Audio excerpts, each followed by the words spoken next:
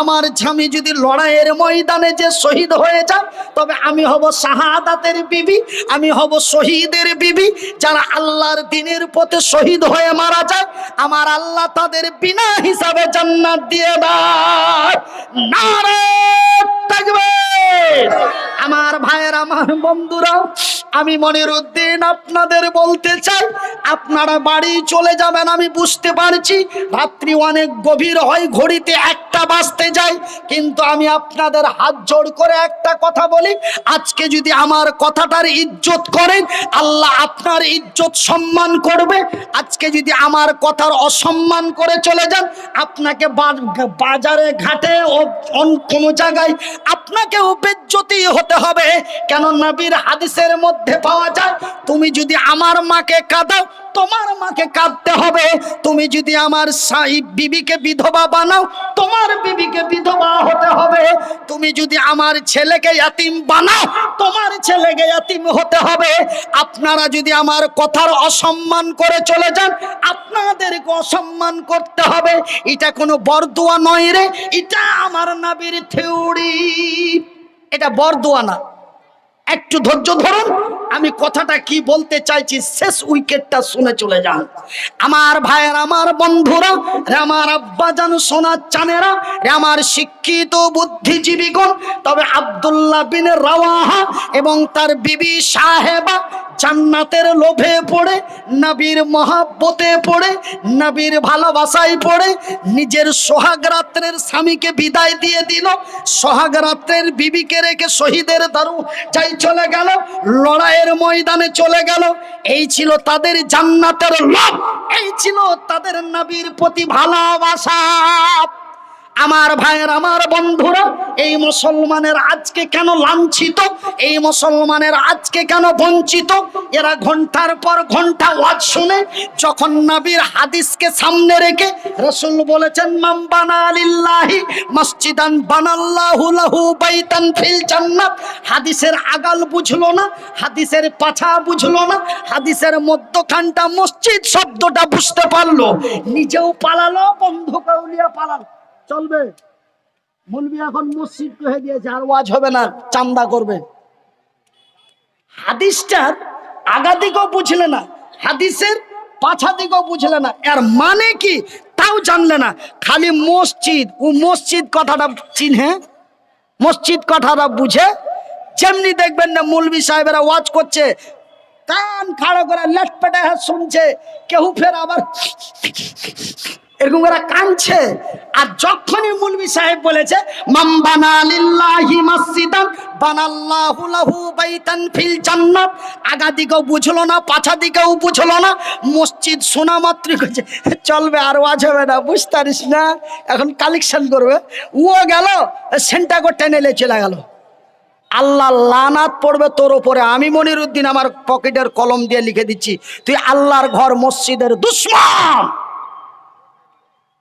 দিলেও বসে থাকেন, না দিলেও বসে থাকেন, যে দিচ্ছে ওকে দোয়া দিয়ে যান, এটাই ইসলাম, এরই নাম শান্তি, এরই নাম সততা।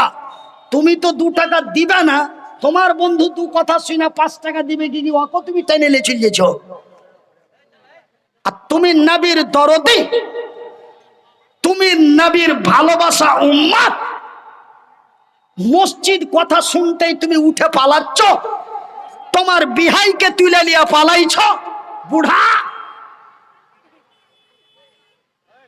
আমার কথা আকারি, এই লেগে আগে জালসা করতে কেউ ডাকে না, ফের 4 বছর আগে পাই না। এই আকারি কথার লেগে 3 বছর 4 বছর আগে ওকে সিরিয়াল লাগিয়ে দিতে হয়েছে, তবে ডেট পাইছে 2 বছর 3 বছর পর। চৈত মাসের একটা ডেট পাবি না। হয় ভাইজান, আমাকে অন্য ভাববেন না, আমার হাত গালা আলাদা, ঠ্যাং 2 ঘন্টাও আলাদা, কথাবার্তাও আলাদা। মনে হলে জালসা করতে ডাকবেন, না হলে জিন্দেগিতে মোবাইলে ফোন লাগাবেন না। আমার কথাই এরকম, সহিতে পারলে নিয়ে আসবেন, না পারলে নিয়ে আসবেন না। তুমি নবীর কথা শুনে চোখের পানি ছাইল্লা, তুমি নবীর কথা শুনে রক্ত গরম করে নারায়ে তাকবীর বললা। আর রাসূল বলছেন মান বানা লিল্লাহি মসজিদান বানাল্লাহু লাহু বাইতান ফিল জান্নাহ। যারা আল্লাহর ঘর বানায়, আল্লাহ তাদের ঘর বানায়। আল্লাহর ঘর বানা হয় এই গোয়ালপাড়া থানায়, আল্লাহ বান্দার ঘর বানায় তার জান্নাতে। আছো কোন আল্লাহর বান্দা নবীর মহব্বতে পড়ে, নবীর কথার সম্মান রেখে এই মসজিদ নির্মাণের জন্য ওই আব্দুল্লাহ বিন রাওয়াহার মতো জান্নাতের লোভে পড়ে, নবীর ভালোবাসায় পড়ে, সে যদি তার সোহাগ রাত্রের বিবিকে রেখে যুদ্ধের ময়দানে শহীদ হয়ে যেতে পারে, সেই দিন বাবরি মসজিদের বারান্দায় আমার মতো বয়সের নওজোয়ান তরুণ যুবকগুলি তারা যদি বাবরি মসজিদের বারান্দায় রক্তাক্ত করে দিয়ে বালতির বালতি রক্ত দিয়ে দিতে পারে, আমরা কি একজন ব্যক্তি দাঁড়িয়ে বলতে পারবো না মনির ভাই আমাদের ওই মসজিদের লেগে আমি 5,000 টাকা দিব? আপনি অক্ষম মানুষ, আপনি মুসাফির লোক, একটু দোয়া করে দিয়েন, বড় বিপদে আছি। এই বলে একজন ব্যক্তি বলবেন আব্দুল্লাহর মতো, হানজালার মতো, মাসুদের মতো, বিলালের মতো, আবু ওবাইদার মতো, আব্দুর রহমানের মতো একজন দাঁড়িয়ে বলবেন তারা যদি জীবন দিতে পারে আমি 500টা টাকা দিতে পারি। 500 টাকা করে 5 জন, 1টা করে 1000 টাকা 5 জন, 5,000 টাকা একজন। মাত্র 15 মিনিটে তো 11টা লোক, 15 মিনিটে 11টা লোক, 500 টাকা করে 5 জন, 1টা করে 1000 টাকা 5 জন, 5,000 টাকায় একজন। মাত্র 11টা লোক 15 মিনিটের মধ্যে। একটু আসেন তো বড় ভাই, একবার মুসাবা দিয়ে এই মতো হাতখানে হাত লাগিয়ে আপনার জন্য এই হাতটা দিয়ে দোয়া করি। যতদিন বেঁচে থাকি প্রত্যেক মাহফিলে ওয়াজ করি। ভাইজান কালকে জালসা করেছি কালিয়াচক বৈষ্ণবনগরে, আজ জালসা করছি আপনার উত্তর দিনাজপুরের গোয়ালপুকুরে, আগামীকাল জালসা করব মালদা জেলার রতুয়া থানায়, তারপরের দিন করব বিহারের কাটিহার জেলায়। এরকম করতে করতে বলতে পারবো না কোথায় কোথায় জালসা আছে। জালসা মনে করা থাকার লেগে একজনাকে 15,000 টাকা মাসে বেতন দিয়ে রাখা আছে। কত কথা বলবো, কত লোকের সাথে ঝামেলা করব, তার লেগে একজনাকে বেতন দিয়ে থাওয়া আছে খালি মোবাইল চালার লেগে, একজনা গাড়ি চালার লেগে আর একজনা মোবাইল চালার লেগে। কিন্তু ভাই বলে তোমার পকেটে যে মোবাইল এটা খালি মানাইবার লেগে মিঠিয়েছি, গুধার মাছ শুধু একবার কথা কহবো মনে হবে তখন ওই লেগে।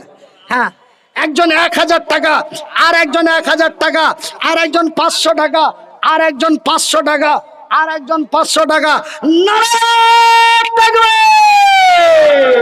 দেখো গো দেখো আল্লাহ তোমার কত বান্দা ছিল, আমার মনের কথা বুঝিতে পারিল, বুঝিয়া বান্দা তার তোমার বান্দারা এখানে আসিয়া কেউ 500 কেউ 1000 দিয়া আর কয়েকজন দেখো দান দিল 100 200 করে দেখা গেল। যে উদ্দেশ্যে যে নিয়াতে তারা দিছে দান এ কবুল করিবে খোদা পাক সুবহান। আমি মনির উদ্দিন ফের দোয়া করি কত, আল্লাহ তুমি নেকি দাও তোমার মন মতো। আরো এক বান্দা তোর নাম বলিল না, আল্লাহ তুমি নেকি দিতে তার সারিও না।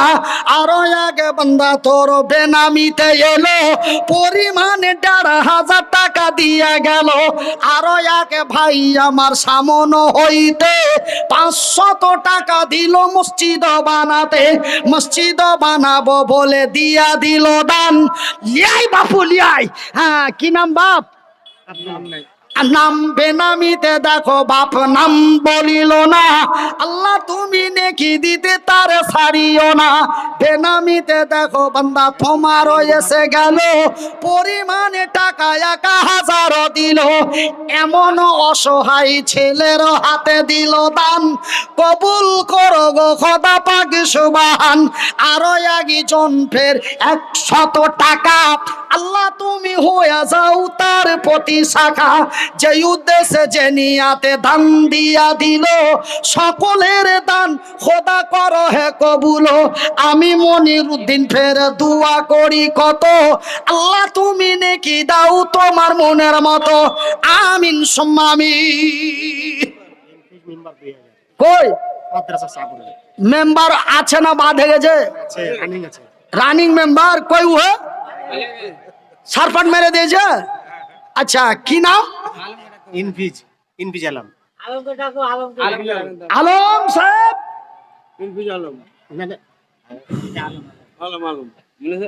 এত পাঞ্জরে মাইক বাঁধে আওয়াজ ছাড়তে পারে না, আর কলজা ফুলগা সব জ্বলে আলো। কোনটা কই হে হে বড়িকা? হ্যাঁ তো মেম্বার সাহেব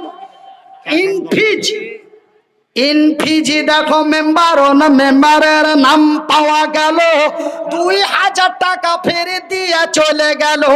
আরো একজন ছোট্ট ছেলে 100 দান কবুল করো খোদা পাকি সুবহান। হ্যাঁ ছেলে পিলা বাপুরা তোরা রাগ করিস না তো শোনা, একটু গিরিশ দিয়ে দি ব্যারিং এ।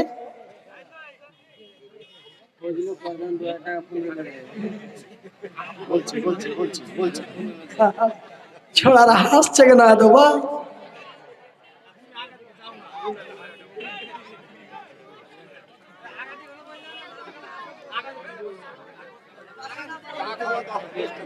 কই যাই আসেন না যে? ওয়ালাইকুম সালাম। ওরে সুবহানাল্লাহ, ওই ভুটান সিকিম, এই ভুটান নেপাল সীমান্ত সিকিম যে ওই দার্জিলিং জেলা তো। ওরে সুবহানাল্লাহ, ওইগুলা দেখালি টাকা টাকা পড়ে আছে। আমি ভুটানের পাঞ্জরে একটা জালসা করনু, তো ওই জায়গাটার নাম আলিপুর দুয়ার থেকে ওই চাপাতির ভুই পাহাড়ের কান্দা কোনটা নিয়ে চলে গেল, দিয়ে পাহাড়ের নিচে যে জালসা করতে লেগেছি। দিয়ে তখন শুনলু যে ভুটানে আর ভারতে মেলাই টাকা ডিফারেন্সে তেল ভরে দিনু। ভুটানের ভিতরে গাড়ি 15 কিলোমিটার ভিতরে যা তখন 2-4 টিন তেল নিনু আর একদম ফুল ট্যাঙ্কি করে দিনু, দিয়ে একদম চলে এনু। তো ভাইজান ভুটানের টাকা হার কাছে 200-400 ছিল, আর একবার ভুটানে যা ফের খরচা করে চলে এসছি। হ্যাঁ 200 টাকা একজন, 200 টাকা একজন, 10 টাকা একজন।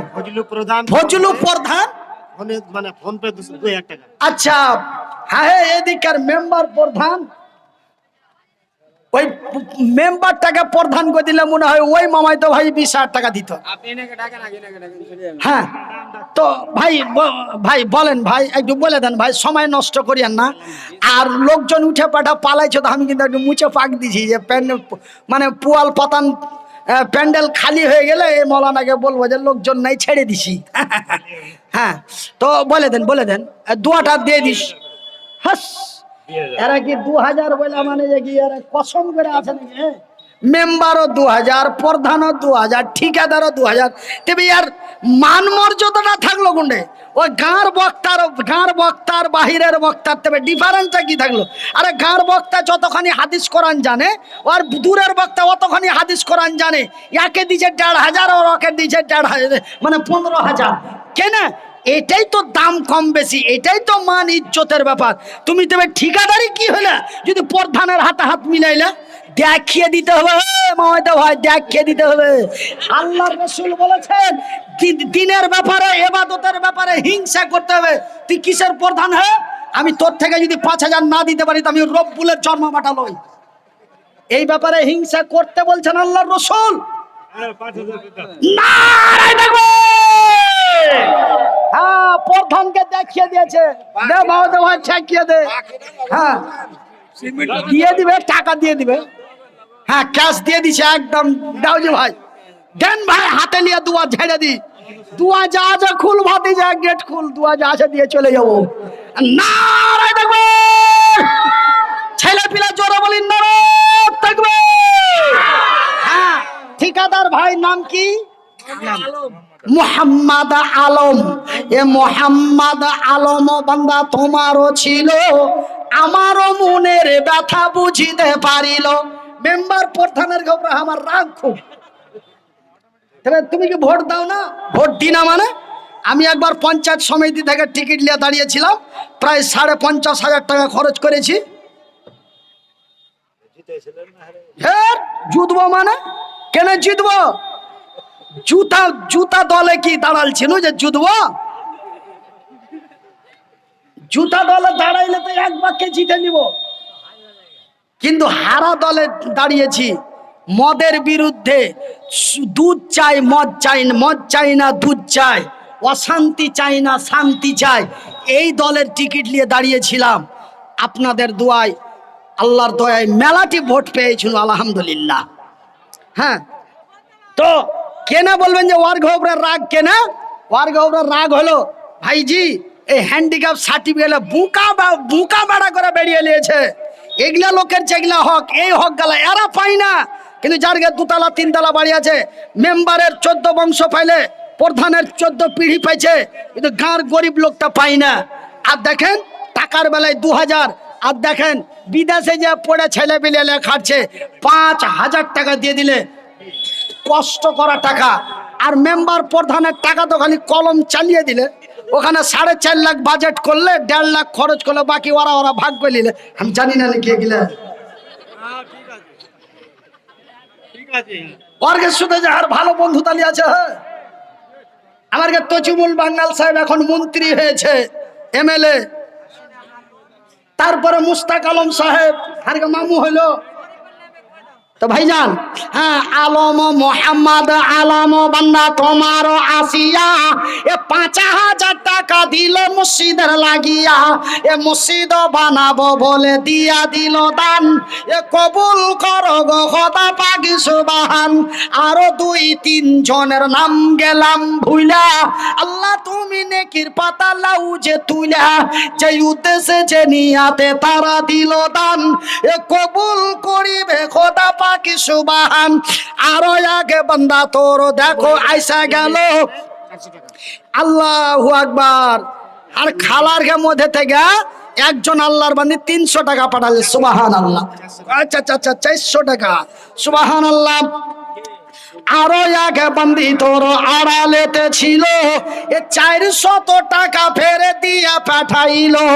মা হলো কি খালা হলো জানি না খয় আমি, কবুল করো গো খোদায় অন্তর জামি।